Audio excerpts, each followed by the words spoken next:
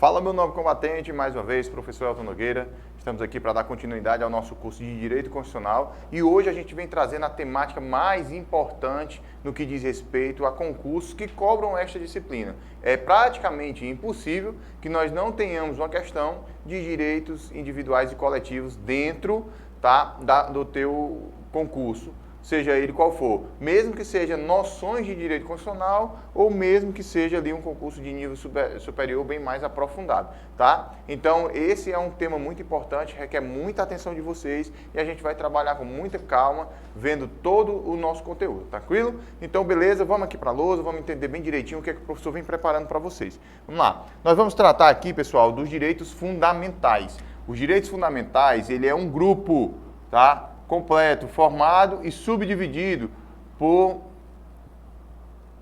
todos os direitos fundamentais. Nós chamamos aqui o grupo de gênero, certo? Nós temos aqui o gênero. E ele se subdivide em espécies. Ou seja, cada um dos direitos fundamentais aqui, ele é uma espécie dos direitos fundamentais. E todos eles formam um grupo chamado de gênero, tá? O que é que o professor está querendo dizer com isso? Que se na tua prova disser que os direitos individuais e coletivos, eles são iguais aos direitos fundamentais, é a mesma definição, vai ficar errado. Porque os direitos fundamentais, ele traz, além dos individuais e coletivos, direitos sociais, de nacionalidade, políticos e partidos políticos. Nós vamos trabalhar todos eles nos próximos conteúdos nos próximos blocos de aula aqui, tranquilo? Beleza? E aí o nosso tema hoje qual é? Direitos individuais e coletivos, tá? Direitos individuais e coletivos estão previstos lá no artigo 5º da Constituição Federal. Nós temos lá no artigo 5º que diz o seguinte, olha só, todos são iguais perante a lei sem distinção de qualquer natureza. Vou parar aqui. Observe bem que nós temos aqui uma característica importantíssima. Essa característica traz aí uma ideia de igualdade.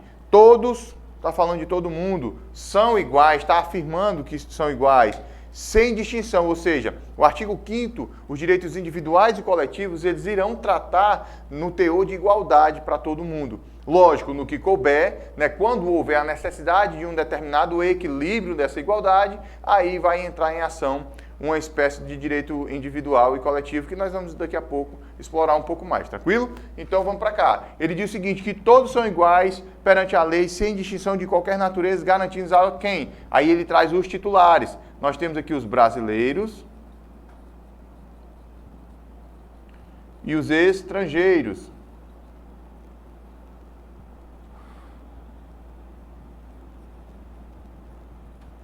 Brasileiros e estrangeiros, certo? Vou parar aqui de novo. Quem são os brasileiros? Quem são os estrangeiros? Que é citado aqui no caput do artigo 5º. Vamos lá.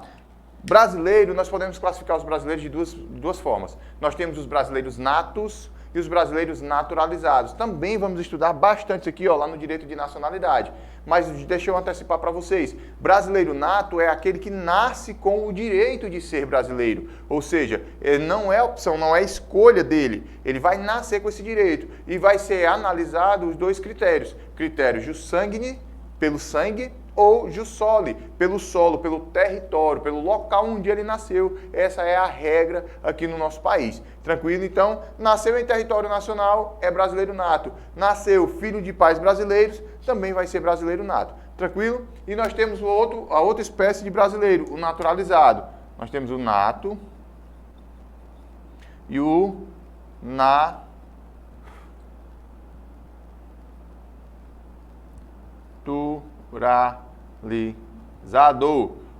Tá? O que é isso, professor? O naturalizado? Se o brasileiro nato, ele nasce com esse direito, o naturalizado, ele conquista o direito de se tornar brasileiro. Ele vai preencher uma série de requisitos, esses requisitos serão analisados e a partir de então ele vai ser considerado brasileiro também, tá certo? Ok? Ou seja, um nasce com direito, o outro conquista. E nós temos aqui a figura de quem? Dos estrangeiros. Quem são os estrangeiros? Lógico, aquele que não é brasileiro.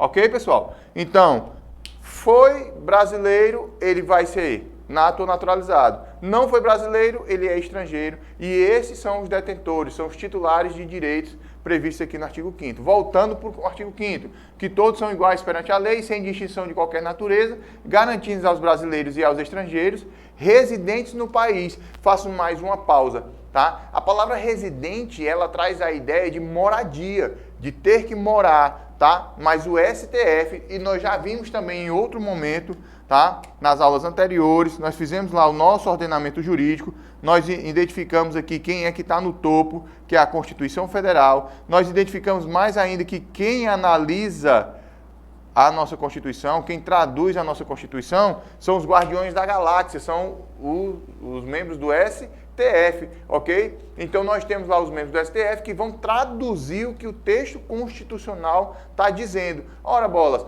mas eu posso ler e entender. Ok, são cabeças diferentes, entendimentos diferentes. E aí na hora da tomada de decisão, nós temos que ter uma referência. E qual vai ser essa referência? O que o STF falou. Tá? E o STF determina que, sendo residentes no país, ele diz que basta estar em território nacional para que ele também faça jus aqui aos direitos individuais e coletivos naquilo que lhe couber, ok? Por exemplo, nós tivemos aqui uma Copa do Mundo no Brasil, vários países trouxeram suas seleções para jogar aqui no nosso país, certo? Entraram em território nacional. Eu pergunto, para que eles tivessem direito, todos os direitos que estão previstos aqui no caput do artigo 5º, eles deveriam morar aqui, comprar uma residência, vir morar aqui, trazer família, sim ou não? Claro que não, né? Ele bastava estar em território nacional para ele fazer jus aos direitos que nós vamos citar agora à frente. Mas presta bem atenção, pega bem essa informação. No sentido de residente, ele basta estar em território nacional, tá? Para poder ele fazer jus aos direitos. Quem está dizendo isso não é o professor Matuto do interior, não. Quem está falando isso aqui é o próprio STF. Tranquilo?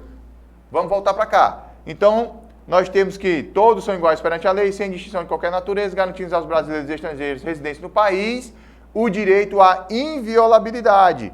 O que é inviolabilidade? O que é, por exemplo, violabilidade? Violabilidade é aquilo que pode ser violado, que pode ser quebrado, danificado, tá?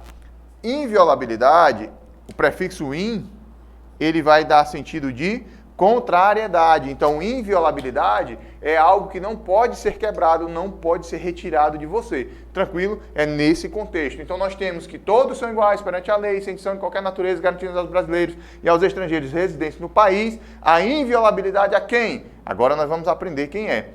Que é isso aqui, professor? É um clube de festa. Olha só como é bonito o clube de festa. Nós temos aqui o palco. Não é isso? Aí nós temos aqui embaixo, nós vamos ter aqui embaixo a parte mais distante, que é dos lisos, né? Que é dos concurseiros, que nem era para estar na festa, né? Porque era para estar estudando. Nós temos aqui quem? A pista. Mais acima nós temos quem? Uma parte um pouco mais elitizada, um pouco mais caro, né? Um pouco mais valorizado. Nós temos aqui o front. O front. Que hoje o pessoal chama de front stage, front gold, front X, front pro max, front não sei mais o que, biônico e tal, né? Inventa meio mundo de nome para ficar cada vez mais caro. Mas nós temos uma área que ela é uma área teoricamente mais importante, mais selecionada, né? Mais requintada. Ela dá um grau de importância maior para aquela área, para as pessoas que vão estar naquela área. Nós chamamos essa área de área o quê? Isso mesmo, uma área VILPs. Tá? Essa área VILPs aqui, pessoal, ela vai trazer ao pé da letra os principais direitos previstos aqui no caput do artigo 5º, tá certo? Então, quando diz que são invioláveis o direito à vida, à igualdade, à liberdade, à propriedade e à segurança nos termos seguintes. São todos os principais direitos. Vou colocar aqui para vocês, nós temos os VILPs, tá? Vida, igualdade, liberdade,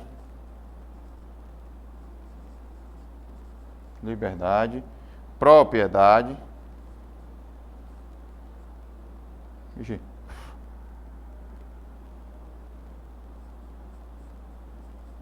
propriedade e segurança, tá? Esses são os principais direitos que vão dar origem aos demais 78 incisos previstos aí na nossa Constituição Federal. Mais os 4 parágrafos. Tranquilo? Beleza? Vamos entender pouco aqui sobre cada um deles. Rapidinho. Nós temos primeiro o direito à vida.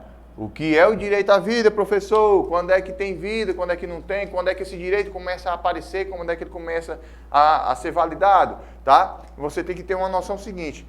Existe a vida a partir do momento da nidação, né? Do cruzo, coisou, não deu tempo, se lascou, já tem vida, então tem que ser respeitado, tá certo? Por direito constitucional é entendido dessa forma. Para sua prova, você tem que entender que é a partir da nidação, que é o processo de início ali de fecundação, tranquilo? Beleza? Já por direito civil, na transferência de herança, por exemplo, a vida é considerada a partir do nascimento com vida. Nasceu, respirou, já pode ali fazer parte da partilha da herança, por exemplo. Tranquilo, pessoal? Então isso aí é mais para frente. Vamos voltar para cá.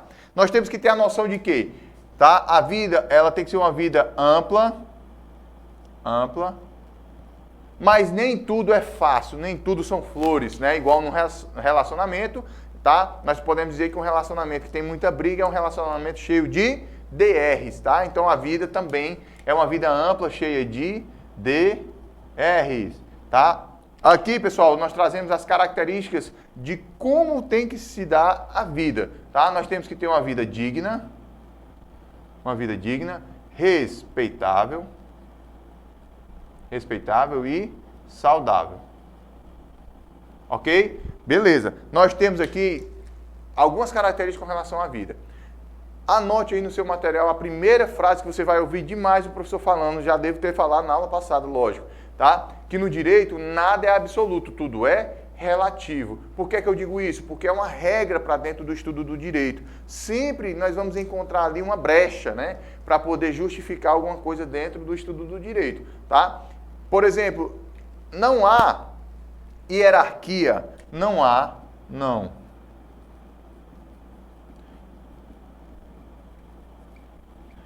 hierarquia entre os direitos fundamentais, ok? Como assim, professor? Ah, mas o direito à vida ele é superior ao direito da igualdade, é isso? De forma alguma, ok? O que vai acontecer é a análise do caso concreto e, a depender do contexto, nós temos que saber qual dos direitos vai sobressair.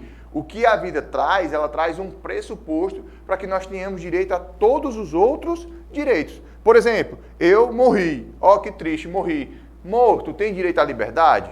Claro que não. Tem direito à propriedade? Muito menos. E qual a segurança? Nenhuma, tá? Então, pessoal, eu quero que vocês entendam isso. Tá? O direito à vida, ele, teoricamente, é o mais importante, porque ele é o garantidor dos demais direitos. Porém, ele não é superior a todos os direitos. Tem que ser analisado, portanto, o caso concreto, tá? Então, não há hierarquia entre os direitos fundamentais. Nós temos que ver que o direito à vida ele deve ser analisado, certo? Eu vou colocar aqui, visto através de duas concepções.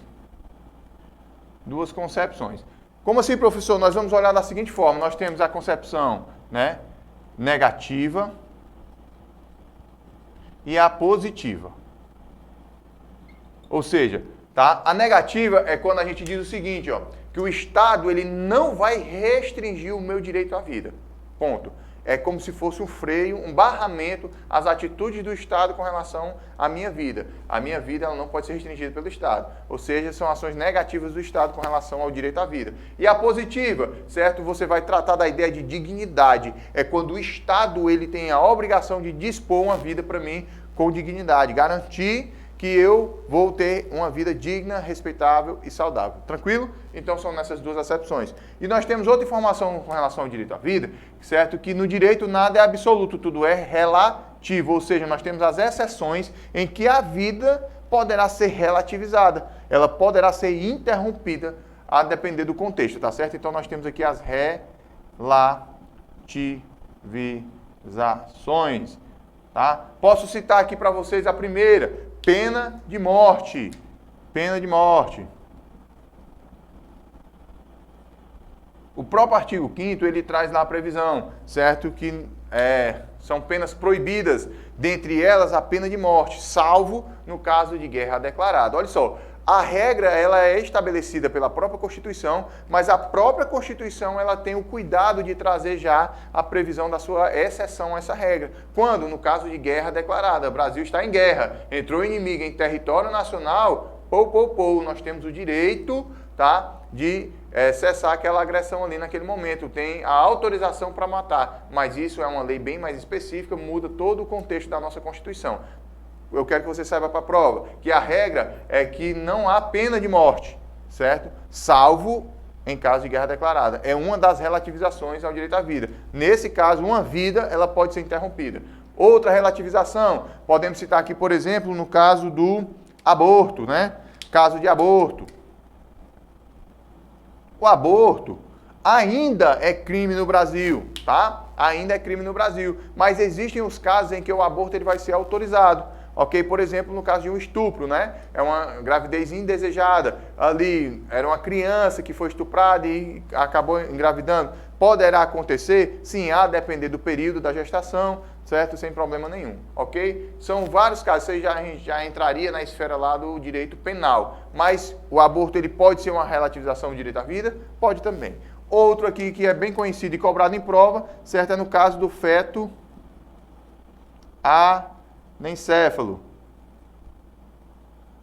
ok? Ou seja, a má formação do cérebro. Historicamente, entende-se que um feto que não consegue completar a sua formação cerebral, ele impossivelmente vai conseguir sobreviver.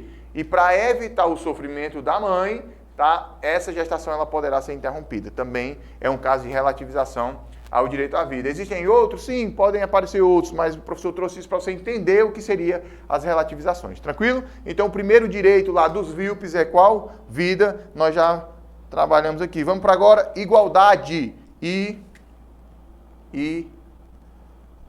Igualdade.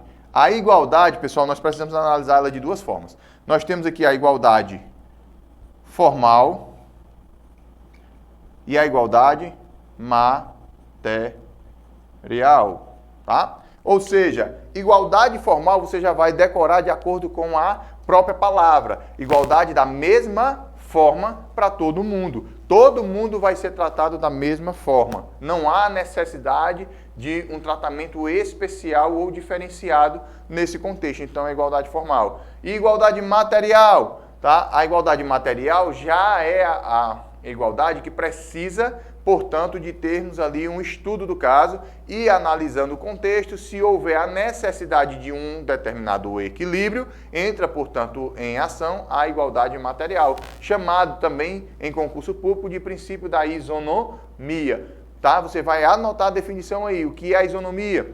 No cearês, tratar os iguais de maneira igual e os desiguais de maneira desigual, na medida das suas desigualdades. Professor, não entendi nada. Vou citar aqui para vocês um exemplo, depois eu apago, tá? Exemplo claro. Nós temos aqui a licença. Nós temos a licença. Licença é um direito, tá, garantido a todos, seja ela qual for. Licença para tratamento de saúde, licença para tratamento de dependente, beleza. Eu sou servidor, eu tenho o direito de tirar uma licença, tá? Por exemplo, eu sou pai, vou ser pai. Nós temos aqui nesse contexto licença paternidade. Logicamente, meu filho vai ter uma mãe e a licença maternidade. Observe bem. O pai e a mãe, eles têm direito à licença? Sim. Da mesma forma. Todos dois têm direito à licença. Igualdade formal. É um direito disponibilizado para todos. Todos, no caso, o pai e a mãe. Igualdade formal da mesma forma. Beleza. A licença paternidade, ela dura quanto tempo? 8 dias? 5 dias? Beleza. Está aqui 8 dias. E da mãe? 4 meses? 6 meses? Vou botar 6 meses. Ah, professor, mas aí está diferente, né? Então não é igual. É igual. dadas as necessidades de equilíbrio, acaba sendo proporcional o prazo para o pai e para a mãe. Porque a mãe, ela teve toda a deformação do seu corpo, né? Ela precisa de um período maior para se recuperar. Além do que, ela vai ter que amamentar o seu filho, tranquilo? Então, é notório que ela precise de um tempo maior para a sua licença maternidade. Mas isso não quer dizer que o pai também não tenha. Ele também vai ter a sua licença maternidade, ou seja, igualdade formal para todos, igualdade material. Houve uma necessidade de equilíbrio. Quer outro exemplo? A aposentadoria. Para o homem, a aposentadoria do homem é um direito. O homem e a mulher têm direito à aposentadoria, não tem? Tem. A idade do homem é maior, da mulher é menor. Por quê? Porque entende-se que há essa diferença e se faz necessário aí esse equilíbrio. E aí nós temos que entender o seguinte, a igualdade material, ela tem uma característica importantíssima. Qual é? Nós temos aí que ela é temporária. É só até que seja sanada ali aquela desigualdade. Tranquilo? Então, dessa forma, a gente consegue entender que nós temos a licença como direito formal, como igualdade formal, e os prazos aqui, para o pai ou para a mãe, eles vão ser de acordo com aqui a necessidade de equilíbrio aí para igualar os dois casos. Tranquilo? Nós temos, portanto, agora o próximo direito. Já falamos da igualdade, vamos falar da liberdade.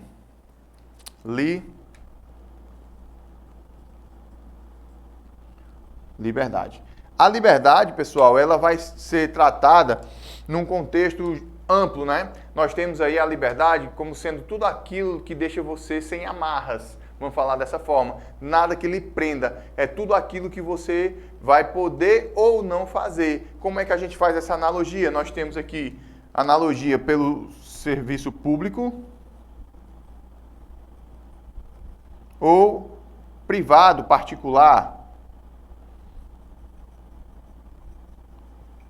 Ou seja, se você é uma pessoa pública, você faz tudo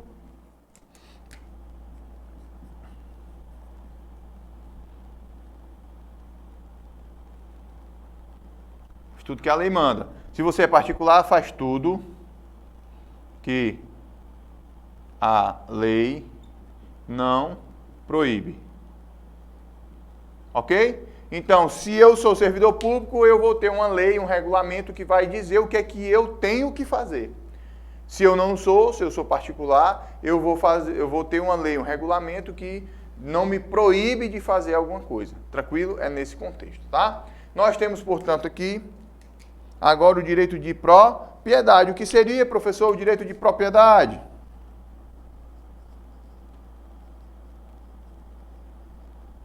É tudo aquilo que eu posso ter,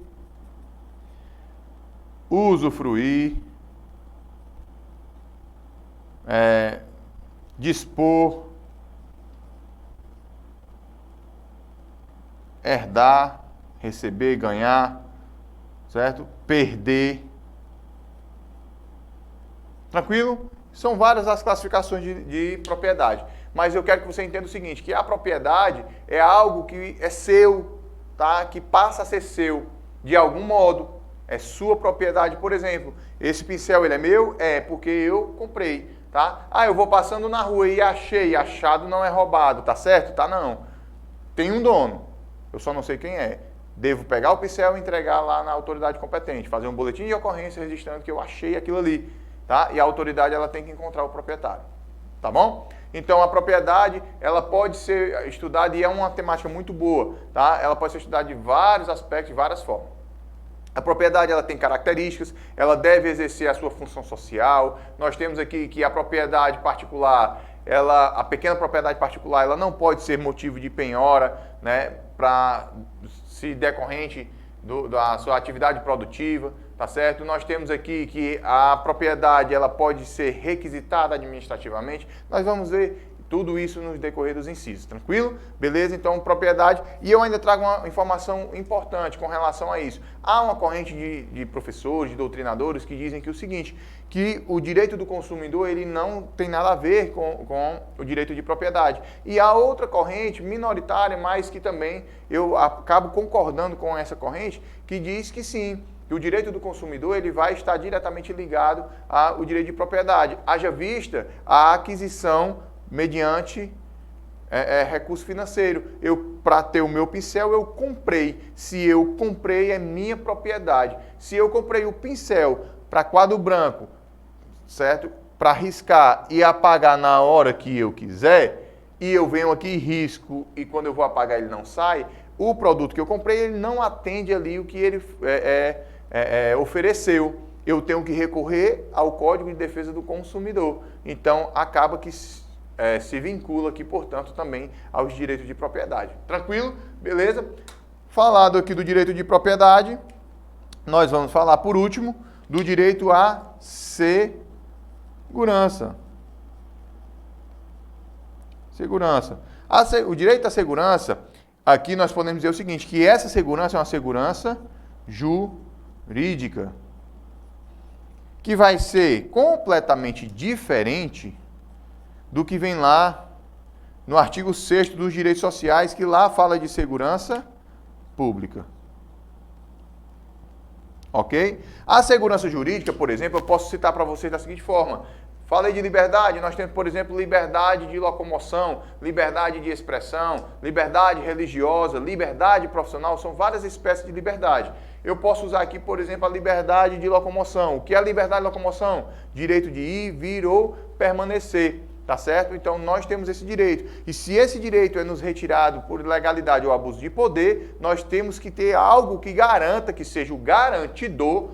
Segurança, nesse contexto, ele vai ser o garantidor dos nossos direitos individuais e coletivos, que vai garantir que eu retenha, que eu utilize novamente essa minha liberdade de locomoção, haja vista ter sido tirado por ilegalidade ou abuso de poder. Qual vai ser aqui a minha segurança? Vai ser o quê? O meu remédio constitucional chamado de habeas corpus. Ele vai ser o meu garantidor, que o meu direito de liberdade de locomoção não vai ser retirado de mim por ilegalidade ou abuso de poder. Tranquilo? Dessa forma, nós trazemos um breve resumo sobre todos os VILPs, tá? Todos os VILPs, ok? Nós temos aqui a parte principal do artigo 5º da Constituição Federal. Ok, pessoal? Então, vamos agora dar uma analisada no que o professor colocou como sendo observações para vocês aqui. Nós temos aqui do título 2, os direitos e garantias fundamentais, o capítulo 1, que traz os direitos e deveres individuais e coletivos. Trata de que o artigo 5º da Constituição ele vem definindo aqui nossos direitos fundamentais. O artigo 5º da Constituição de 88 conta com quantos incisos? Nós temos aqui um total de 78 incisos. Esses 78 incisos aqui, eles determinam quais são os nossos direitos fundamentais, como a igualdade, como de gênero, a liberdade de manifestação do pensamento e a liberdade de locomoção, que tem como objetivo assegurar uma vida digna, livre e igualitária a todos os cidadãos do nosso país. Entretanto, pessoal, observe bem, entretanto, nós temos aqui poucos lembram que todo o artigo tem um texto próprio, certo? Chamado de caput. O que é o caput? É a cabeça, é o início do artigo, que traz a ideia principal dos seus incisos, parágrafos e alíneas que devem respeitar, defender e regular. Tranquilo? Vamos olhar aqui o texto constitucional, a própria letra da lei, o que é que ela vem dizendo para a gente aqui, ó. Observe bem. Todos são iguais perante a lei, sem distinção de qualquer natureza, garantindo aos brasileiros e aos estrangeiros residentes no país, não é isso? A inviolabilidade do direito à vida, à liberdade, à igualdade, à segurança e à propriedade. O professor, para montar os VILPs aqui, ele traz aqui, certo? Essa troca, ele coloca aqui a propriedade antes da segurança, para poder fazer aí o mnemônico, fazer a siglazinha que o professor gosta de citar aqui no exemplo do palco, não é isso? Então, beleza, voltando aqui, nós temos que, pode compreender, com base no texto da lei, que o caput do artigo 5º é o resumo, ele é a síntese daquilo que nós vamos ver em todos os seus incisos, de como devem ser garantidos os direitos fundamentais dos indivíduos do Brasil. Logo, é através dele que os direitos fundamentais encontram meios, segundo a Constituição, de alcançar os seus objetivos previstos em seu próprio artigo 3º, tá? Note que os incisos do artigo 5º guardam relação entre eles. O princípio da igualdade, por exemplo, pessoal, aqui, ó, é um dos direitos fundamentais que visa assegurar aqui o inciso 4º do artigo 3º, que busca promover o bem de todos, sem preconceitos de raça, sexo, cor, idade, de qualquer outras formas de discriminação. A igualdade também é indispensável para que se atinja um objetivo de erradicar a pobreza e a marginalização. Observe que os direitos fundamentais eles vão acabar se chocando aí, sendo citados a cada momento, tá certo? Então, dessa forma, nós trouxemos hoje aqui para vocês, nesse primeiro momento, aqui todo o caput do artigo 5º, toda a explanação do que nós vamos entender por todos os próximos blocos de aula, tá certo? Continua com a gente, não sai daí, estica a coluna, dá uma espreguiçada aí e daqui a pouco volta para mais um bloco de aula de Direito Constitucional, onde nós vamos desenvolver agora todos os incisos do artigo 5º da Constituição Federal, beleza? Conto com você, estamos juntos, até depois do fim.